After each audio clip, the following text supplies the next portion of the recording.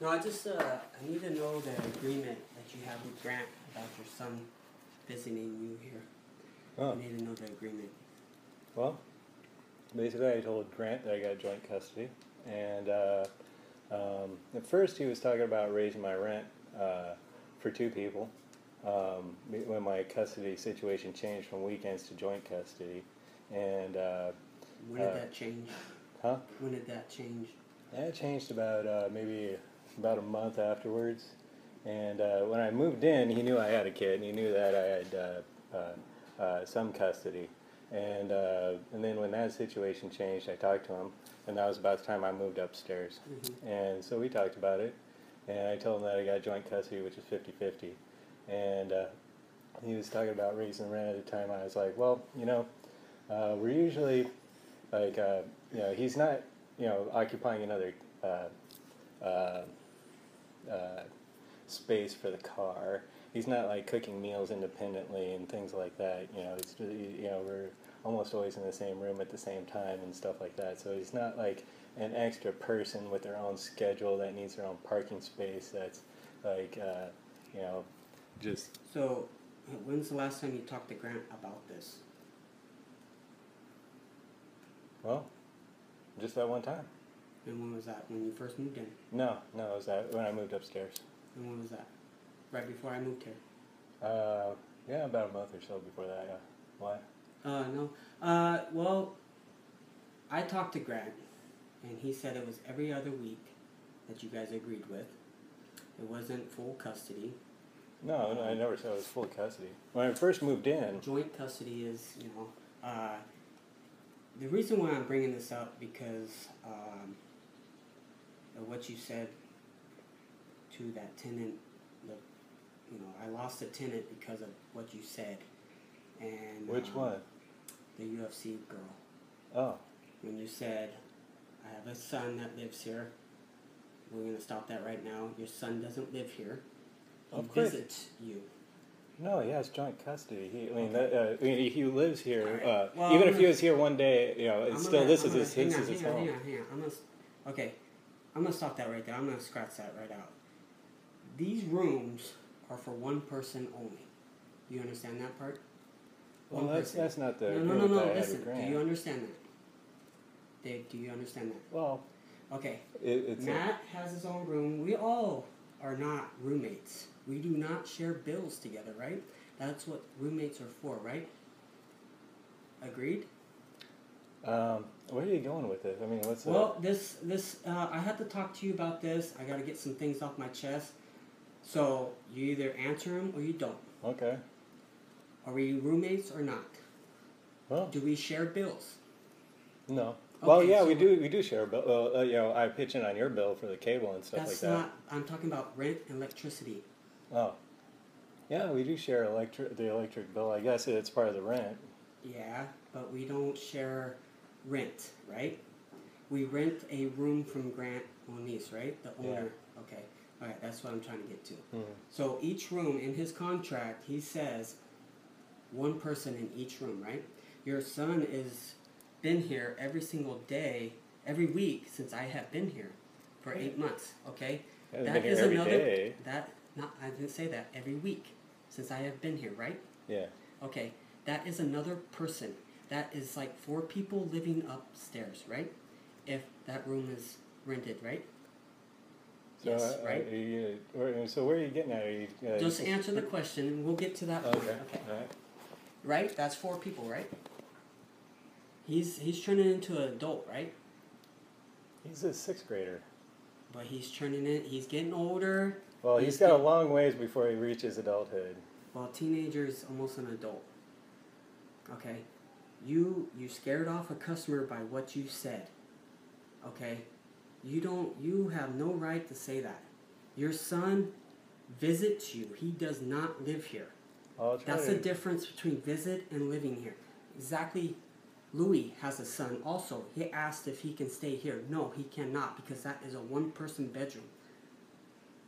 That is a one-person bedroom. And right now, you're taking advantage of that. Well, my room's twice the size. I don't care. That, Dave, that doesn't have nothing to do. You always. Why do you always have an excuse for something? Well, I'm not. I mean, I had an agreement. I talked to Grant your about agreement was I talked to Grant. So you lied about that. I talked to Grant.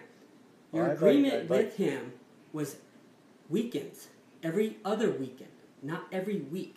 And you don't even bother to call him or ask me if he can stay longer, like on your vacation. No, we talked about. I talked to Grant about that. About what? Well, when I moved upstairs and stuff, we actually had a conversation about raising my rent because Shane's because the custody situation had changed and Shane's going to be staying more often, and I got wound up with joint custody, and I was also so. So do you consider your room as a family room because you have your son living there? Do you consider this house to be a family house? Well,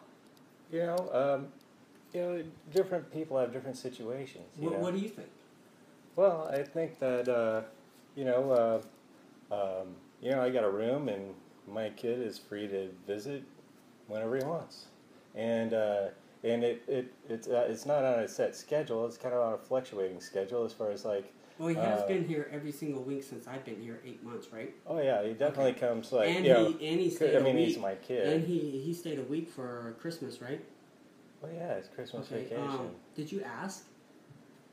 I mean, you're paying for your agreement with Grant, and this is what I'm trying to clear up. Your agreement with Grant is every other week. Yeah. So you don't have to ask for those.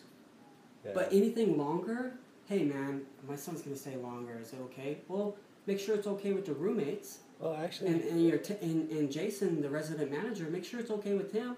And that's all you have to do. It's common courtesy. You come down, you ask. You don't just take. Well, it's always okay with Matt. Matt's never had a problem. Okay, we're not talking about Matt. Well, you guys are like this, okay? And that has to break, okay? What do you mean? Okay, I'm telling you right now, I'm tired of this. You guys ganging up. Okay, I'm tired of the excuses that I get from you, Dave. Like you what? always have an excuse for something. Excuse for what? Can you be more specific? Can I? Okay. About the shoes. Oh, well, I can't see. Can I put a carpet all the way to my room? Did you not say that? Well, yeah, we had that conversation. You said no, and that was no. That's an excuse. You want an excuse for something. When have I about the lights? About that. Matt had another excuse about the fucking lights. Okay? What was that? Oh, I did the math on it. It doesn't matter if we leave more all the time. I don't give a fuck. Okay? Why are you mad? Because you guys have been putting me through so much stress, so much fucking pain, so much heartache and headaches. Because I feel you guys don't want to change. You guys don't like to change. No, you like to live true. in that little crap hole you guys were living with. Thomas and Abe were here. I hated Abe. You hated Dave? Abe. Well, that's fine, but you guys dealt with it. Who was the resident manager at that time? I was working to get rid of Abe. I called Grant and told him that he had an extra house guest. He didn't get any phone calls, but that's besides the point. We're getting to the point where you said to that tenant that I got a kid. You like kids? She said yes. Yeah.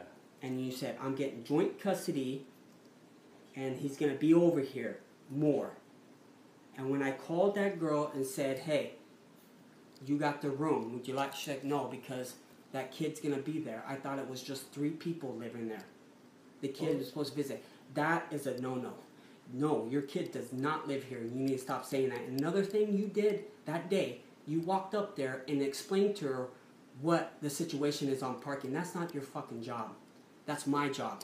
You don't even have a car, so you don't have nothing to say about that parking up there at all, Dave. You have that moped, and that's it. Until you get a car, you don't say shit. You don't even go up there. And the way you guys talk to these freaking tenants that come in, you guys are afraid somebody's going to come in and put furniture in that freaking living room and take over that. That's not true. Yes. So at this moment, I'm sorry, but I wish you the best, but you're gone. You have to go. What are you talking about? You have to go. Serious? I'm issuing your eviction notice. For what? What did I do? I got no place to go. I'm sorry. I'm sorry. You should have thought about that. I'm issuing your eviction notice. You are gone. I'm sorry. What did I do? I mean, You broke the agreement with Grant, with your kid. No, I talked to Grant about that. Stuff up there. You cost a tenant, a future tenant, to be here. You have to go. I'm done with it. Grant has given me the power to do this. I'm done with it. I'm done with the excuses. I'm done with your attitude towards the guys. I'm done with you and Matt ganging up on people down here. I'm tired. Aren't ganging up on anybody. Matt's a cool guy. Matt's like the perfect tenant to have, and okay, I keep the place nice and clean. I pay the rent on time, and I will give you a good review. Okay, I will tell Grant to give you a good review. You do pay your rent on time, but your son cannot stay here. Your son will not stay here. 5 days out of the week. He will not stay here. You have broken that agreement. Well, you understand that? Do you understand that? Let's talk to Grant about this first. I have already did. Well, let me talk to him and see. No, you're not talking to him. It's final. It's done. When I say it's done, it's done. I called him and told him, I'm issuing you eviction notice. Give me the paperwork. I'll give it to him. You have 45 days to get out, to take all your stuff and paint your room. You're gone, Dave. You have broken. And every single... paint the room? I asked Grant if I could paint the room. He said yes. I told him... You paint it back to the color it was. That's your agreement. And I have already talked to Grant about this. See, you don't understand that my relationship with Grant, I know. You lied to me. About what? About your son, your kid. I didn't lie to you about it. I asked Grant, what were your agreement with Dave and his son? He told me, okay? And you lied to me. Oh, I had joint custody. I talked to him. Well, you can't even tell me what day you talked to him or when you talked to him. It was right before moving upstairs. We had to talk. Was that? I don't have the date memorized. Okay, that's fine. But it's final. I'm getting your paperwork done. It's final, Dave. You have to go. You're evicted. You have to go. You did not follow the rules. You've given me shit about everything I've done here. Which rules have I not followed? You broke the rules. About what? I thought up until right now, I assumed that I had an agreement with Grant, and now this Well, no, this is the first time I'm hearing about how there's been some sort of miscommunication. Well, I think because when I first talked to you about your son, you said, I pay more rent because my son lives here. I have an agreement with Grant. I left it like that until that tenant came. And when I said, hey, you got the place, I don't want it because that guy said his son's going to be there more. I thought, that's when I said, Grant, what is your agreement with Grant or Dave about his son's visiting there? It's every other week. You have broken that. You have broken that. And the fact that you don't even consider calling and asking if he could stay longer. Well, I did. I'm sure that if I call Grant, he'll remember the conversation because we had a pretty lengthy conversation. Did you listen to what I said? You don't even call to ask if he can stay longer or days that he's not here. He's every other weekend, and that other weekend, he's here. He's been here every single week. I've been Well, that's because, I had this conversation with Grant a long time ago. I know, you keep saying that. Yeah, and, up until just now, I thought that was the ongoing agreement. The conversation was every other weekend, right? That was, okay.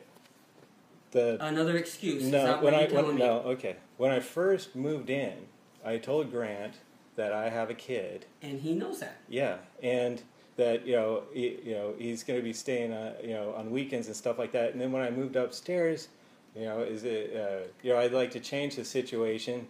And he was saying, okay, but we're going to have to raise your rent. And I kind of argued with him about that because he's not really taking up an extra parking space and different things like that. How I see it is, I can't believe he doesn't remember that conversation. You're going to pay full price for him to live up there then.